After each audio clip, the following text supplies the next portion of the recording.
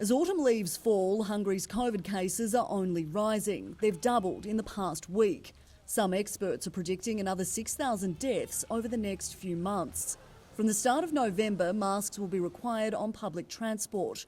Vaccines will be mandatory for government workers, and private companies can also request vaccination for staff. But public health experts say restrictions have come in too late. We need further measures like the compulsory mask wearing in public places, and hopefully with these measures and taking restriction seriously, which means those ones who are not vaccinated, they need certain limitation, unfortunately. Employment lawyers believe putting the decision onto businesses to mandate vaccines won't necessarily bring higher immunity.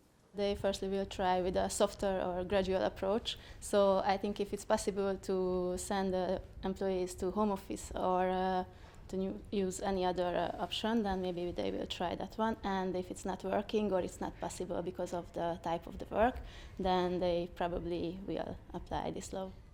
The hospitality sector is already struggling with staff numbers, but business owners say they do want public health measures to avoid another lockdown. Our health is the most important thing. Another closure would put 70% of restaurants out of business.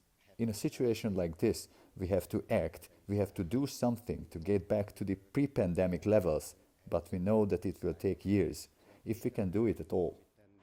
Poland is also introducing restrictions in its worst hit areas. The health ministry had earlier warned the country could see 5,000 cases a day by the end of October. On Friday, there were more than 9,000. The rise of the fourth wave in Central and Eastern Europe is being blamed on vaccine hesitancy. Countries like Hungary and Poland have vaccinated more than 60% of their populations, but they're still a long way behind the EU's 75% average. Nearby Romania and Bulgaria have the lowest COVID vaccination coverage in the EU and are recording some of the highest death rates in the world. But restrictions and case numbers have led to an uptake in jabs. Back in Hungary, the government is insisting that a return to lockdown is not the answer, hoping vaccinations can catch up in time.